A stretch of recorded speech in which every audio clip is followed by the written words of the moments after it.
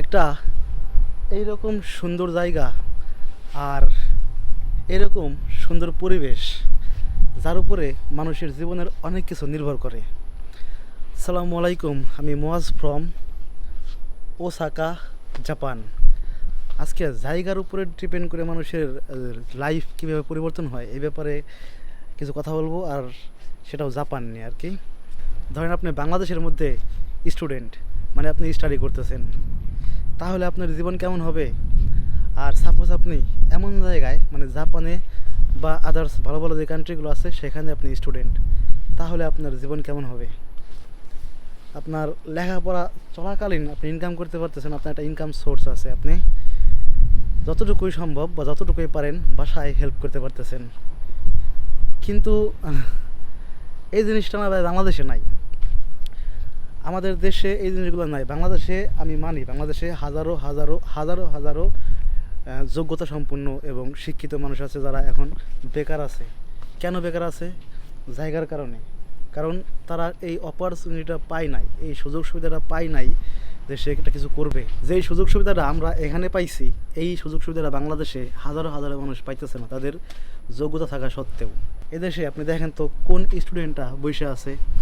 হ্যাঁ, আমি মানি যে এখানে জব পাইতে একটু কষ্ট হয়, বা রিসেন্টলি জাপানে জব টব নিয়ে ভিসা টিসা নিয়ে অনেক সমস্যা হইতেছে, বাট এদেশে তো আছে না অপরচুনিটি।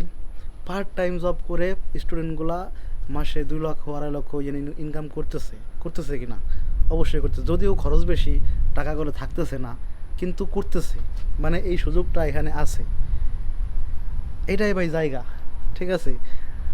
আপনার জীবনে কিছু করতে হইলে না, মানে অনেকের কাছেই শুনছি বা অনেক প্রমাণও পাইছি এমন, যে আপনি যদি কিছু করতে চান তাহলে আপনার স্থান পরিবর্তন করতে হবে, আপনার কমফোর্ট জোন থেকে আপনাকে বেরোইতে হবে। এটা কি বলে জ্ঞানী কথা আর কি, ঠিক আছে? এইসব কথা আমার মুখ দিয়ে বেরোয় গেছে কেমন যেন। যাই হোক, আপনার কমফোর্ট জোন থেকে আপনার বেরোয় আসতে হবে, তাহলে ভাই আপনি ভালো থাকতে পারবেন। আমার বাসা ফরিদপুরে, আমি ফরিদপুরে কেমন ছিলাম আর আমি এখানে কেমন। ফরিদপুর আমার কমফোর্ট জোন, ফরিদপুর আমি A to Z সব কিছু আমার জন্য ইজি। কিন্তু এখানে এখানে আসার পরে আমি অনেক চেঞ্জ হয়ে গেছি, অনেক কিছু করতে হয়েছে আমার নতুনভাবে, অনেক কিছু শিখতে হয়েছে, অনেক কিছু শিখছি, অনেক কিছু হারাইছি, অনেক কিছু পাইছি, শুধুমাত্র জায়গা চেঞ্জ করার কারণে। হয়তো বা এর থেকে অন্য কোনো জায়গায় গেলে এর থেকে ভালো কিছু হইতে পারে আমার, বা এর থেকে খারাপ কিছু হইতে পারে আমার, ঠিক আছে? বা এখন আমি যে পজিশনে আছি, আমার কাছে যখন মনে হবে যে না আমার জায়গা চেঞ্জ করা দরকার, তখন আমি জায়গা চেঞ্জ করব। বিশেষ করে আপনি যখন জব চেঞ্জ করেন, বা যারা জাপানে জব বিষয় আছে দেখবেন 2-3 বছর পরে জব চেঞ্জ করে ফেলে। কেন করে বলেন তো? কারণ তার জায়গা চেঞ্জ করতে হবে, তার দামটা বাড়তেছে না। ঠিক তেমনি ভাই আপনাদেরও জায়গা চেঞ্জ করতে হবে, আপনার কমফোর্ট জোন থেকে বেরোয় আসতে হবে। যদিও জাপানের সাথে বাংলাদেশের তুলনা হয় না, তারপরেও বলতে হয় ভাই যে অ্যাকচুয়ালি এই দেশটাতে আপনার কাজ করার মতো আপনার একটা ইনকাম সোর্স অবশ্যই অবশ্যই হবে। আপনি দেখেন তো বাংলাদেশে এত এত মানুষ শিক্ষিত বেকার আছে, কিন্তু জাপানে কয়জন আছে? জাপানের মধ্যে শিক্ষিতরাও কাজ করে, অশিক্ষিতরাও কাজ করে। হয়তো বা কেউ একটু ভালো বেতনে জব করে, কেউ ভালো জব করে, অথবা কেউ খারাপ জব করে, কিন্তু করতেছে। তার মানে কি, তার একটা ইনকাম সোর্স অবশ্যই এই কান্ট্রিতে আছে। তো এই জিনিসটা পাইতে হইলে ভাই আপনার কমফোর্ট জোন থেকে বেরোইতে হবে, এমন কোনো জায়গায় আপনার আসতে হবে। আবার ভাইবেন না যে ভাই জাপানের কথাই বলতেছে, জাস্ট জাপান না, জাপান ব্যতীত আপনার যেখানে ভালো লাগে এমন কোনো জায়গায় তো আপনার যাইতে হবে। আর এই যাওয়াটা আপনার নিজেরই উদ্যোগ নিয়ে করতে হবে, কারণ জায়গা জায়গা নিজে আপনার কাছে যাবে না ভাই, ঠিক আছে? কিন্তু টাকা কামানো সব জায়গায় কষ্ট আছে ভাই, টাকা জিনিসটা কখনোই আপনার কেউ ফিরে দেবে না, এই জিনিসটা মাথায় রাখেন। যদিও জায়গার উপর অনেক কিছু ডিপেন্ড করে, কিন্তু আপনার সেই স্ট্রাগেলটা আপনার করতে হবে।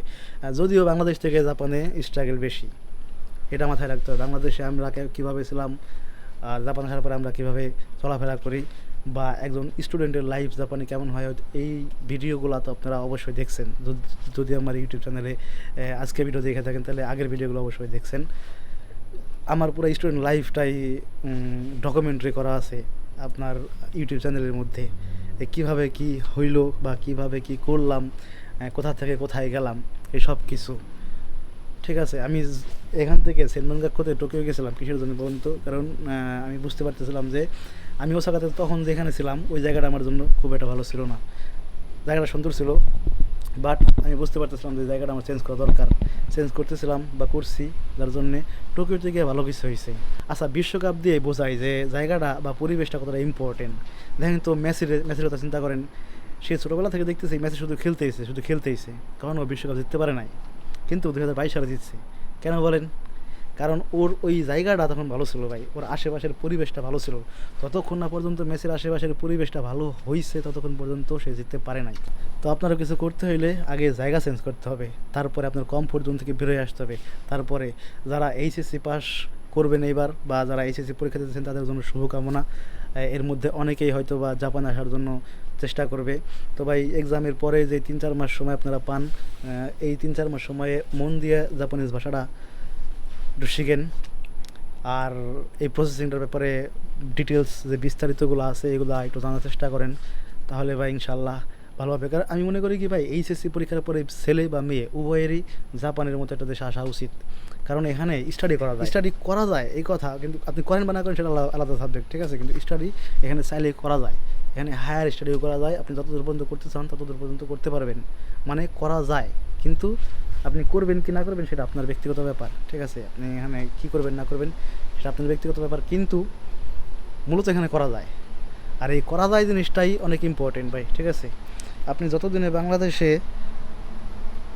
অনার্স পাস করবেন ততদিনে জাপানে যদি আসেন এইচএসসি পাস করে, ততদিনে আপনি অনেক কিছু করে ফেলতে পারবেন, দুনিয়া অনেক কিছু দেখে ফেলতে পারবেন, এবং অনেক অভিজ্ঞতা বা এক্সপিরিয়েন্সের আপনি মানে কী বলে প্রত্যক্ষ বা পরোক্ষ ভুক্তভোগী হয়ে যাবেন, ঠিক আছে। এই জিনিসটা জীবনে অনেক দরকার ভাই, এক্সপিরিয়েন্সের অনেক দরকার আছে। ভাই ব্রাদার যারা আছে এইচএসসি পরীক্ষা দিতেছে, ভাই এবং বোনেরা, আমি ভাই সরাসরি বলতে চাই, এইচএসসি পরীক্ষার পরে জাপান চলে আসেন, ঠিক আছে। জায়গাটা তো সুন্দর না, আজকে বৃষ্টি পড়তেছে ঘুরি ঘুরি, তারপরে আমি ছাদে আসছি, কারণ গত 2 দিন যাবত বৃষ্টি পড়তেছিল। আপনারা কি ভিডিওতে দেখতে পাচ্ছেন কি না একটু ঘোরাই দিয়ে দেখানো যাবে না, জাস্ট বলি, আমার এই পিছনের বিল্ডিংয়ে না কাতেই কিউসে আসছে, প্রাইভেট পড়াইতেছে এক জাপানিজ বাচ্চারা আর কি। সচরাচর এগুলো দেখা যায় না জাপানে, কিন্তু হয় হয়তো বা, কারণ কারো বাসায় ঢুকে তো কখনো দেখি নেই যে কী হয় না হয়।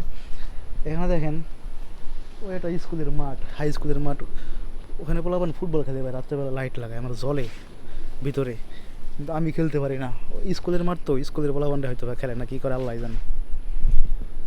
জায়গাটা অনেক সুন্দর, আমার বাসার ছাদ এটা, ছাদের উপরে আমি মাঝে মাঝে আসি, মানে সন্ধ্যার দিকে যখন রোদ কমে যায় তখন আসি। তো আজকে জায়গা দেখে মনে পড়লো যে এটা ভিডিও বানাই, জায়গার উপরে ডিপেন্ড করে। জায়গাটা ভাই খুবই ইম্পর্টেন্ট, আপনি চাইলেও বাংলাদেশে যে জিনিসটা করতে পারতেছেন না এখানে আসলে পারতেছেন। যদিও এখানে মানে খরচ বেশি, এখানে প্রচুর স্ট্রাগল করতে হয়, এখানে অনেক কিছুই করতে হয়, অনেক কষ্টও হয়, এরা দোকোদেমো, বুঝছেন, পৃথিবীর যে কোনো জায়গায় এই জিনিসগুলো করতে হয়। আপনি দেখেন তো একটা স্টুডেন্ট আসার পরে স্ট্রাগল করতেছে, কিন্তু ও ইনকামও তো করতেছে না, ইনকাম সোর্সও তো আছে, বাসায় কিছুটা হইলেও সাপোর্ট দিতে পারতেছে। এই জিনিসটা বাংলাদেশে থাকতে পারবেন না। তবে আগে তাই বলে যে সবারই বাংলাদেশ থেকে জাপানে চলে আসতে হবে বা অন্য দেশে যাইতে হবে এরকম না ভাই। মেধাবী যারা আছেন, অতিরিক্ত মেধাবী যারা আছেন তারা দেশেই থাকেন। আমার মতো গাওয়ার যারা আছেন ব্যাক বেঞ্চার, তারা ভাই এখানে এসে আমরা দিয়ে একটু রেমিটেন্স জোগায় বাংলাদেশে পাঠাইলে পরে দেশের কিছু উপকার হইলো। আর যারা মেধাবী আছে তারা ভাই দেশে থেকে দেশের জন্য যদি কিছু করতে পারে তাইলে, তবে দেশ না ভালো হয়ে যাওয়ার সম্ভাবনা আছে, বুঝছেন। মানুষ আর কতদিন এইরকম মানে থাকবে আর কি, কী বলে, নেশার ঘরে বা আপনার এই ভুল ভ্রান্তির ঘরে থাকবে। এক সময় অতিষ্ঠ হয়ে ঠিক হয়ে যাবে, চুল ভিজে গেছে ভাই, মাথা ব্যথা করতে পারে আমার, এক সময় এক সময় অতিষ্ঠ হয়ে যাবে মানুষ, যে না ভালো লাগে না এগুলোর ডিম, এত ভেজাল, তারপরে সেই মানুষ ভালো জীবনের আশায় দেশ ছাড়তেছে। ভাই দেখেন তো শুধু জায়গার কারণে জাপানিজরা কী পরিমাণে বিজনেস করে। এবার চিন্তা করেন যে অন্য দেশ থেকে মানুষ আনায় ওদের কাজ করাতে হইতেছে, কারণ ওদের দেশের জায়গাটা ভালো, এই কারণে মানুষ এত টাকা পয়সা খরচ করে আসতেছে। বুঝতেছেন ব্যাপারটা, যে অন্য দেশ থেকে ওদের মানুষ আনায় এখানে কাজ করতে হইতেছে, মানে ওদের জায়গাটা এতটাই ভালো, আর এত পরিমাণে জাপানে কাজ আছে যে এই কাজগুলো করার মতো মানুষ ওদের নাই দেখে ওরা অন্য দেশ থেকে আনতেছে। আমাদের বাংলাদেশে কী অবস্থা দেখছেন, আমরা তো জনগণ রে আপনার অভিশাপ মনে করি, ঠিক আছে, কিন্তু জনগণ অভিশাপ না ভাই, আমরা জাপানের থেকে ভালো আছি জনগণের দিক দিয়ে বা জনশক্তির দিক দিয়ে। যদি আমাদের দেশে এরকম কাজ থাকতো তাহলে ভাই আমাদের দেশ একদম মানে সবার আগে, যদি র্যাপিডলি যদি কোনো দেশ আগায় যায় তাহলে সেটা বাংলাদেশ আগাবে। দেখেন, যদি আপনার এই উল্টাপাল্টা জিনিসগুলো বাদ হয়, আর সরকার যদি সঠিক পরিমাণে আপনার কর্ম সক্ষমতা সবাই করে দিতে পারে, আর মানুষ যদি বেকার না থাকে, তাহলে ভাই র্যাপিডলি বাংলাদেশ আগাবে। কারণ বাংলাদেশে এত পরিমাণে মানুষ, এই মানুষগুলো যদি প্রত্যেকদিন কাজ করে, তাহলে দেশের রেভিনিউ প্রতিদিন কত কী পরিমাণে জেনারেট হবে একবার চিন্তা করেন। আচ্ছা, যাই হোক, বক বক করলাম কিছুক্ষণ বৃষ্টির মধ্যে, হালকা গুড়ি গুড়ি বৃষ্টির মধ্যে ভিজে ভিজে। তবে ব্যাপারটা খুব ইম্পর্টেন্ট ভাই, জায়গার উপরে ডিপেন্ড করে অনেক কিছু। আবার হুটহাট জাপানে আসার পরে কোনো গ্রামের দিকে চলে যায় না। গ্রামের মধ্যে আমি এর আগে অনেকগুলো ভিডিওতেই বলছি, গ্রামের দিকে আসলে আপনার জীবন অতিষ্ঠ হয়ে যাবে। এটা খিউজ খেতে খোদা চাই নে, ভাই বা বোনেরা যারা আছেন তারা সবাই খিউজ খেতে খোদা চাই। আর অনেকে আমার মেয়েরা কমেন্ট করে যে ভাই জাপানে মেয়েদের জন্য কেমন হবে? জাপান মেয়েদের জন্যই ভালো। জাপান যেতেছে কি, আমার এটা জিনিস ভালো লাগে না ভাই, এখানে মসজিদ কম, বুঝছেন? নামাজ পড়া কষ্ট হয়ে যায়। যত যাই কন আপনি ভাই, যত যত যাই বলেন যে ভাই নামাজ পড়ো না কে, এই পড়ো না কে, সেই ভাই এখানে অ্যাকচুয়ালি আপনার বাসার মধ্যে নামাজ পড়ে ওই তৃপ্তিটা আসে না, বুঝছেন? এখানে মসজিদটা একটু কমই, আপনি যাই বলেন। শুধুমাত্র টোকিওর মধ্যে একটু বেশি মসজিদ পাওয়া যায়, তারপরেও কয়টা আছে দেখছেন তো ভিডিওতে, কতগুলো দেখাই, যেগুলো দেখাইছি এই তো। কিন্তু তারপরে আবার কালচারাল মানে একটা আছে, ঠিক আছে, বাংলাদেশিদের এই যে দাড়ি রাখার জন্যে। জাস্ট দাড়িটা আমি কাটবো না, এই কারণে আমি 10,000 টাকা বেতন, কম বেতনের 10,000 কম বেতনের জবে ঢুকছি, ঠিক আছে। আমার একবার আর্ট হয়েছিল, ওইখানে বলছিল যে এটা রাখাই যাবে না, দামে খোঁজ করে খানকে নাই আমায় ওইসব জবের। এটার দাড়ি কাটলে আমার দাদা বাচ্চা বাচ্চা একই তো, আর ভালো লাগে না আমার দাড়ি না রাখলে, ঠিক আছে। এই জন্যে বেশি খানকে নাইও। যাই হোক, তারপরে দাঁড়িয়ে রাখা নিয়ে আপনার ওই যে রেস্টুরেন্টগুলোতে বা কনভিনিগুলোতে পোলাপানের উপর যে প্রেশারগুলো ক্রিয়েট করে না, এই জিনিসগুলো ভালো লাগে না, ঠিক আছে। এছাড়া ভাই জাপান সুন্দর একটা কান্ট্রি, শান্তশিষ্ট, নীরব, কত সুন্দর। হাত থেকে আমরা ফলো করতেছি, দেখছেন আপনারা ভিডিওতে দেখা যায় কিনা আমি কী করতেছি এখানে, কোন পাগল এটা। সো ভালো থাকেন, সুস্থ থাকেন, বাই বাই, আসসালামু আলাইকুম।